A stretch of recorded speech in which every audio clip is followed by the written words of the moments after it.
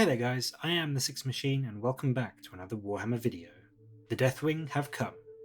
Yep, we got our next Warhammer community article about the upcoming Dark Angels supplement, which is up for pre-order this Saturday. And today is the turn of the mighty first company, the Deathwing. So compared to the articles we got on Monday and yesterday for essentially the Green Wing and the Raven Wing respectively, this article actually has quite a scant amount of news and previews for us, which I mean is fine. We don't want them giving away everything before the supplement drops, but yeah, just as a quick aside, this seems a lot less jam-packed than the previous two. Anyway, I'm not complaining, let's get on to the meaty goodness that Deathwing will be getting in the supplement. So first off, as we expected, they are getting a first company rule, much like the Ravenwing did with their second company. This states that if every unit in your army has the the Dark Angels keyword, then Vanguard detachments with only Deathwing or Inner Circle keywords get this ability. It grants your Deathwing Terminator squads, Assault Terminator squads, and, happily, Relic Terminators the Objective Secured rule, and if your Warlord is in this detachment, you get the 3 command points. We expected this in line with the Raven Wing. It's very welcome and will definitely go a long way to making pure Deathwing lists much, much more viable. I'm personally glad to see Relic Terminators got included in this as well and didn't just get abandoned forever to the warp, although I'll be honest, I don't see many people running them, as regular Deathwing Terminators are just better overall, but still, it's nice to have that option if you wanted to run a Deathwing list full of, Cataphracti or Tartarus armor patterns. It's also worth noting that Deathwing Knights don't get this, it's just the regular Terminators. So if you were hoping to have a squad of 10 Deathwing Knights camping on an objective, never being able to have it taken from them, I'm afraid that plan might need a bit of a readjustment.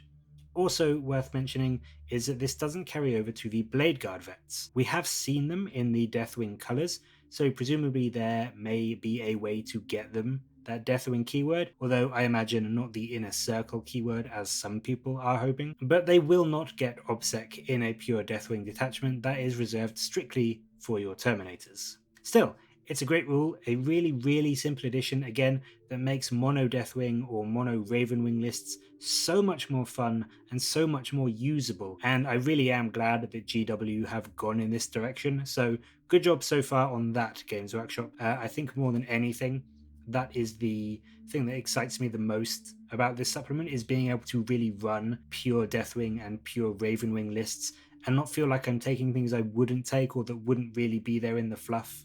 Up next, we have one of the new things coming in the supplement, the Rites of Initiation. As you can see, this is kind of like the Space Marine Chapter Command upgrades, where you can pay power or points to essentially induct someone into the Deathwing. The interesting thing about this is that as well as things like captains, lieutenants, and dreadnoughts, you can also give these upgrades or this induction to things like land raiders and repulsors and even storm ravens. The article states that you can induct certain members into the Inner Circle and unlock those wonderful Deathwing benefits. So I don't think we can be completely sure, but that sounds to me like maybe things like the captains and the lieutenants will get the Inner Circle rule, which means that they can only be wounded on a 4+. The asterisk in the article seems to back this up, stating at the end, just in case you needed your Primaris captain to be even more durable.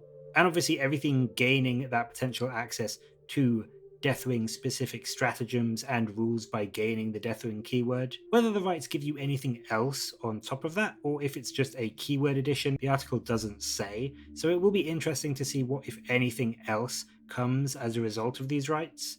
But again, it's fluffy and really does let you push towards running that pure Deathwing list all in the bone white colours with the supporting vehicles and bring that really cohesive first company list that you've been wanting to bring for years. I am a fan. I like these kind of tables. They add, just a layer of customization to an army and will hopefully be worthwhile spending the points on. I will say the plus 20 points to give the captain the rights. If he gets Inner Circle, that would be well worth it in my opinion. But if it's just the Deathwing keyword that they get, I'm not so sure. 20 points to gain access to a few stratagems doesn't really seem worth it to me. So it'll be interesting to see if the infantry models get the inner circle and the vehicles, I mean, obviously they don't benefit from inner circle anyway, but whether they just get the keywords for stratagem access, the fact that they are slightly cheaper points wise to give the rights to does kind of push me in that direction, but we'll have to wait and see. The article goes on to show us a couple of stratagems. Deathwing Assault making a wonderful return, again mixing that amazing fluff of the Deathwing with some great tabletop potential. When a Deathwing unit shoots after arriving on the battlefield from Teleport Strike or Teleport Homer, they get a +1 to their wound rolls in that shooting phase. Seeing as the other supplements have had ways to boost the ballistic skill of Terminators and other units, I imagine we'll probably get something similar as well, so you could very easily have a big squad of Terminators dropping in turn 2 and then unleashing their firepower, hitting on 2s and wounding most infantry on 3s. And of course by then you'll be in a tactical doctrine, so all those Stormbolter shots will be -1 AP. It's a really nice stratagem, and I like the fact that it is a flat 1 command point. Even if you bring a big 10-man squad of Deathwing Terminators, you're still getting that huge +1 to wound benefit for just 1 command point. I really like it. It's really going to help the Deathwing bring down not only those tougher enemies, but also really make every single shot count against the hordes and the chaff that will be trying to tie you down, which I think the Deathwing need. They are always going to be outnumbered, and outside of melee, their anti-vehicle and like anti-monster basically sort of relies on those 1 or 2 heavy weapons scattered throughout the squads. So that extra +1 to wound will really just help you make every single shot count, which is really important for the Deathwing. So I really like this stratagem. I think it's going to be really useful, and it's going to be used a hell of a lot. The final stratagem they showcase is one for the Deathwing Knights. These guys are still pretty monstrous in close combat when they get there, and essentially have Thunderhammers that hit on 2s, which is always a nice thing to have. But occasionally that -2 AP would just feel a tiny bit too little to get through your opponent's armor save. Well, with no foe too great to subdue, when you fight with a Deathwing Knight against a monster or a vehicle, you get +1 to wound and an additional -1 to the AP of the attack.